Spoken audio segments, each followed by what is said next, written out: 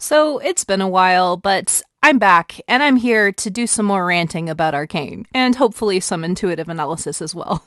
Not me disappearing only to come back to rant about Arcane 7 to 8 months later. I have some very serious life circumstances that I'm dealing with going on that has kind of taken me away from this channel, but I've also needed this time anyways to process season 2. Something about the ending of Arcane and season 2 didn't really fully sit right with me. As much as I was satisfied in many ways with how it did wrap up, I also felt like there was something just inherently wrong about the message. I've genuinely gone back and forth on my opinions about the underlying theme and message of Arcane. It has been something I've been wrestling with in my spirit, which ironically also has been playing into my life circumstances as well, as I've been dealing with themes of justice and forgiveness. And this also seems to be reflected in the political climate of the world right now. And even in my own life, I have been struggling with what is the quote-unquote right perspective.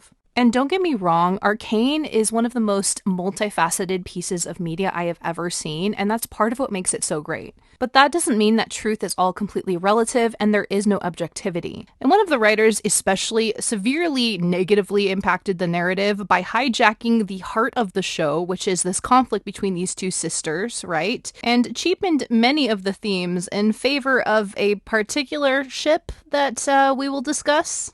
And to be fair, even the showrunner himself has said some things that have made me question if he really understands the things that he's writing about. And all of my contemplation over this show over the last few months has led me to this particular question. Did the Arcane writers fail the narrative, or did the fans fail the interpretation of the narrative? Let's discuss. To be fair, I have been a hardcore Arcane glazer, but in the last few months, the more I've interacted with the fandom, the more I'm just like, this is madness. I didn't expect my first video on Arcane to blow up, and when it did, I certainly got a lot of opinionated commenters, which is fair enough. I understand that it was a very heated opinion, and I basically just ranted into a microphone, like a day after I saw Act 1. The emotions were fresh, okay? But even with my heated emotion, I still feel like I gave very valid points that I still stand behind. But it was interesting to me and somewhat terrifying that apparently I had such a hot take that a lot of people were interpreting it as rage bait. As if it is totally abnormal to villainize a character who is committing actual war crimes against their already oppressed people for the sake of personal revenge. If I hear Caitlyn hate was so forced one more time, and I, for the life of me, could not figure out why people were so adamantly defending Caitlyn, until I realized that I was giving the writers more credit than they deserved, particularly in the political themes. Sometimes Arcane really does feel like conservative propaganda. Like, on a surface level, it could be very easily interpreted that the liberal blue-haired girl should concede to the system because she's never gonna beat it anyways and should choose love over conflict. And what we learn from Vi is that if we can't beat the fascist, oppressive system, we should join it. And especially since the narrative and the writers seem to align with Kate Vi, showing their bias toward them and kind of insinuating that they're the ones on the right. This condones this perspective that is not so covertly political. And the answer is that we all just love each other, guys, and we've got this Romeo and Juliet theme. The two houses of Verona who hate each other being brought together through love. Fix systemic oppression? Who needs that when you have prison cupcakes? And of course you can't be a Kate Vi hater because that makes you homophobic apparently, when the symbol of it is that the oppressed is getting with and submitting to her oppressor, who commits heinous war crimes against her people and then convinces her to be a part of it. Just because it's gay doesn't necessarily mean that it's not conservative propaganda. Can we agree that conservatism can sometimes have a liberal packaging? And before you say, don't bring politics into it, this show was literally designed for and inspired by the political climate in the world today, as admitted by the showrunner himself. Bro really thinks he did something to fix the world, when the story he makes is the oppressed rebelling against their oppressor, calls said character a monster, and then uses it to ask the question of what we can really forgive. Does a person, like Jinx, deserve a second chance? Can a monster ever be forgiven? To me, this comes off as incredibly classist and privileged, and very much out of touch. And while I can appreciate the intention, however misguided it might be, to help solve today's political conflicts, and I do realize that this show is highly philosophical, which does transcend political messages. The problem is the philosophical and political messaging of the show are highly contradictory. And this is the way they get away with these erroneous political agendas, because anytime anyone in the fandom criticizes the political messaging of the show and try to label a character's actions as quote-unquote wrong, they clap back with, "This is a story of moral grays. There is no hero or villain." You're not allowed to hate a character, even though the socio-political context makes it very, very clear who is the oppressed and who is the oppressor. So the fandom weaponizes these philosophical concepts to excuse and absolve the oppressor of their responsibility. But how can I blame the fandom for this truly hypocritical interpretation when at first I thought this wasn't their intention, but the more and more I see from the writers, the more I realize and am disappointed by them. Someone in my comments also said that you can see the classism and their preference for higher class characters in the original LOL League of Legends. But I don't know anything about that because I don't play League of Legends, so if you understand that, feel free to share in the comments. This being a story of moral grays is part of the intention, and it's not necessarily a bad theme, but the way that they execute it is how it fails. It's true that everyone feels justified in their perspectives and what they fight for, but there must be some sort of standard for objective morality, otherwise we can condone basically anything. And quite honestly, if we say that there are no villains in this story with quite overt fascism, that has some very scary moral implications. This kind of perspective simply does not mix with themes of oppression and class issues. Seeing it through the lens that everyone is morally gray and equally in the right and in the wrong is like saying that the imprisoned Jews during World War II were just as responsible for their own genocide. It's like saying to a domestic abuse survivor that they're just as much in the wrong as their abuser for fighting back or fighting for their lives. And if we were to apply it to a piece of media like The Hunger Games, it would be like pushing the narrative of what the Capitol said about the districts and how they shouldn't have revolted as the actual truth. This is victim blaming. I find it so ironic and interesting that the people who are accusing me of trauma comparing are usually Caitlyn defenders who say that we shouldn't compare trauma as a way to erase the socio-political context. There is a reason that in a court of law that mitigating circumstances and claiming insanity can absolutely change the outcome of the sentence. And that is because justice requires the context of external circumstances and yes, even trauma. If the law was purely objective, meaning that no matter what your age and no matter what your circumstances are, this is the sentence for everyone who breaks this law, then we wouldn't even need judges and juries and lawyers. But there is a subjective, personal aspect to real justice. In my I Hate Kate video, my purpose was not to focus on their internal experience of trauma. Everyone, of course, experiences things differently, and we can really never know what someone is going through unless we are them. This does not, however, take away the objective experience of their circumstances and the traumatic events that happened to them. These are observable and measurable. I've seen those memes that say you can't dislike Kate and also like Jinx.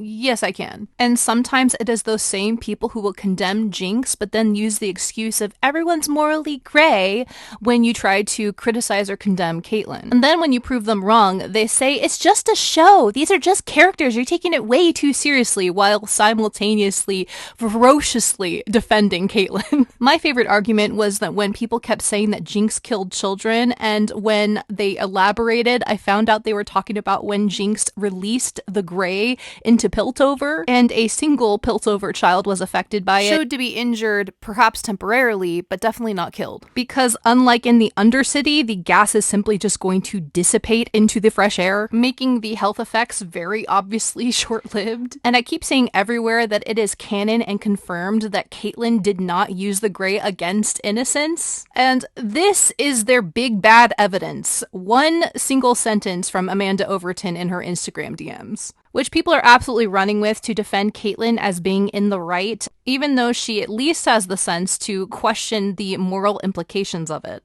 But regardless, Amanda Overton is still saying something incredibly stupid, in my opinion, because it goes against common sense and literal science. It goes against the very premise that the ventilation was meant to bring fresh air into the undergrounds, and that is the very mechanism that Caitlyn uses to release the Grey. Either that is a willful oversimplification on Amanda Overton's part, or she simply does not understand her own media. And considering what was the original intention and design of this mechanism to bring fresh air into all of the Undercity, what does that tell you about the way it's being dispensed? There is absolutely never shown any targeting interface. No magical sniper mode that can use literal gas to only target chem barons and leave little Timmy alone. No indication that she used anything other than brute force rerouting. Calling this quote-unquote pinpointed with absolutely no explanation is like saying you can only target and flood one room in a building by putting the fire hose in the ventilation ducts and just turning it on. How stupid does she think we are? Never mind. And releasing that gas into the fresh air in Piltover is somehow a terrorist act, but what Caitlyn did is totally pinpointed and fine. Genuinely, are you okay? Because it seems like you're trying to rub together two calcified brain cells to somehow spark a thought. And don't get me wrong, there's more nuance than what I'm saying here about this particular plot point. Intention matters as well, and we can get into it in more detail in another video. But regardless of the other nuances, this statement contradicts the logic of their own world building and undermines Overton's credibility.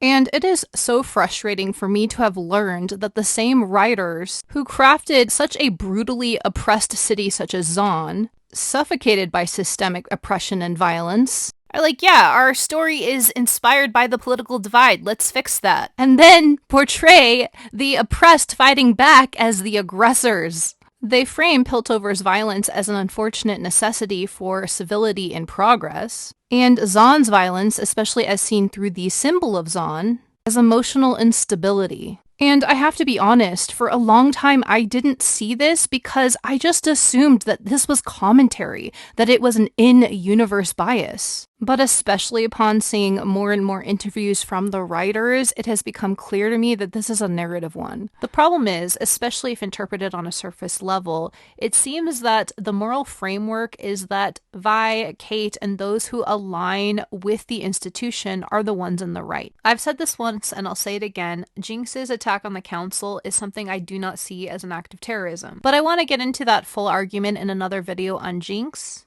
For now, feel free to type angrily in the comments about how wrong I am, you're just boosting my video. Jinx's reactions are framed purely as mental illness rather than as a result of the systemic oppression around her. And to be honest, and this is where I actually thought they were going, that would have been a brilliant deconstruction. And Season 1 was the perfect setup for that.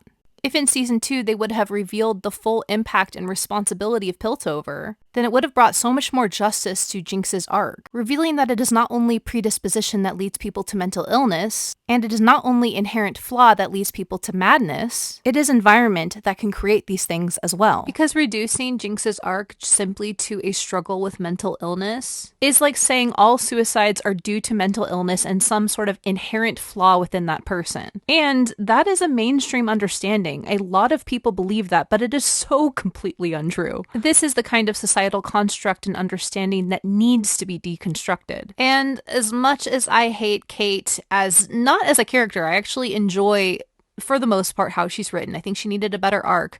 But the character that really drives the hypocrisy of this theme home is, well, you know who it is. Vi's alignment with the Enforcers is treated as justified or inevitable rather than actually morally wrong. She joined her oppressors and gassed her own people and oppressed them with police brutality against her own people. Yet, I can't tell you how many times I have still seen this comment and argument that Vi went through all this trauma too and she didn't turn into a bad person like Jinx did. Are you f***ing kidding me? Jinx's crash out after this is so completely freaking valid. I can absolutely understand why she would want to kill her sister after this, even if her sister is someone that she once looked up to and adored. But why do you want to kill Jinx, Vi? Because she killed your girlfriend's mom, who, let me remind you, was the government official oppressing your people. Yet because of the framework frames Vi as the heroine in season 1,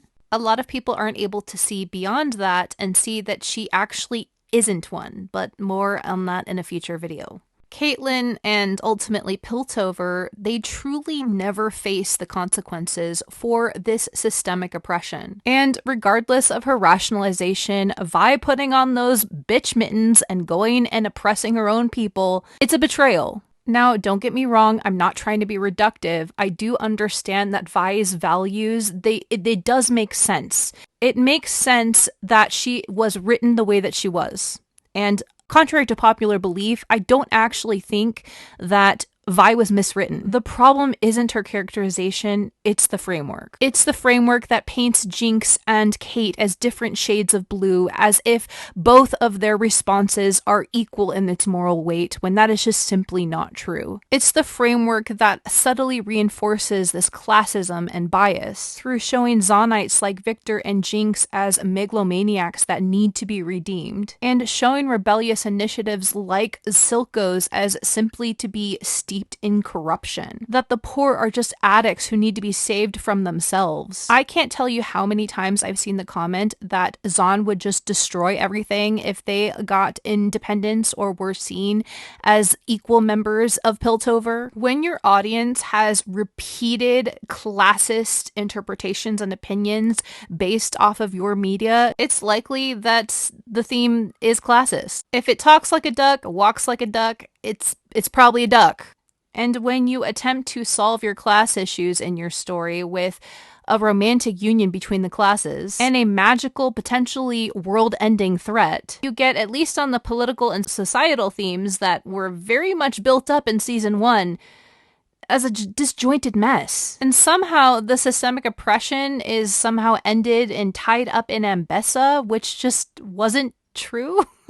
Piltover was doing a mighty fine job oppressing its people all on its own, thank you very much. That's right, I'm talking to you, hamster boy. But nothing will annoy me more than Caitlyn never facing the consequences for her actions. Yes, in fighting Ambessa, she lost her eye. But she does all of this. She gasses innocents in the Undercity. Yes, innocents, not just Chembarons. She creates and is the leader of a fascist dictatorship. Under the manipulation of Ambessa, I do understand. But people love to pull out that excuse when she is a grown adult. In grief, yes, but still grown. Yet, whenever you say that Jinx was literally manipulated into being a child soldier from the tender age of childhood, that apparently doesn't count. Caitlyn lost a mother, yes, who was also buried in ceremony. She had a comfortable place to live and grieve. And I don't care what anyone says, having those kinds of privileges makes it easier to heal, and it does make it easier to do the right thing. And yet, she doesn't. While Jinx and all the people that she and Vi have lost are not allowed to dignify their grief in ceremony. And yes, it does seem to be implied that Kate gives up her seat on the council, possibly to Savika, but something tells me that no one forced her to do that. She had that choice. She was still able to maintain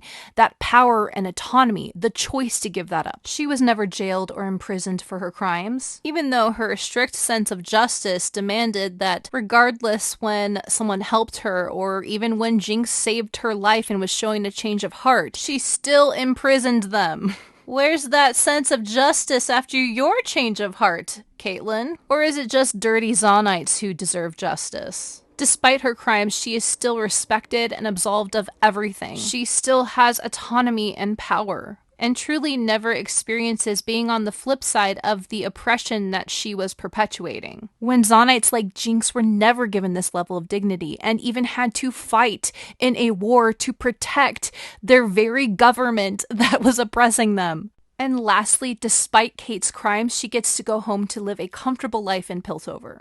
Which in contrast, Jinx either dies, which I don't believe she did, or she flees and has to forever live in exile. It's just not fair. But maybe that's the point.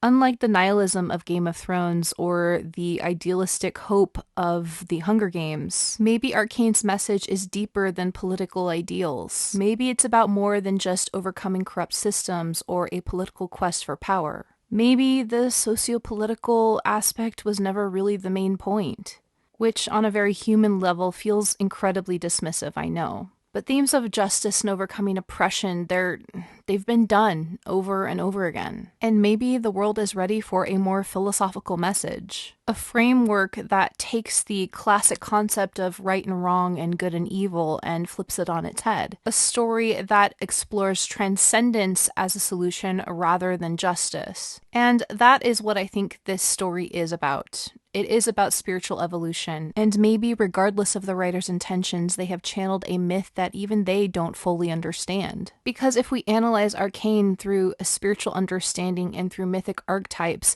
it has an incredibly powerful message. And that's what I want to get into in future videos, granted, if my health is willing. And this isn't to say that the writers didn't intend these things, that, canon doesn't matter. Of course it does. I know I've gone in hard on the writers in this video, but I do respect what they have done with this show.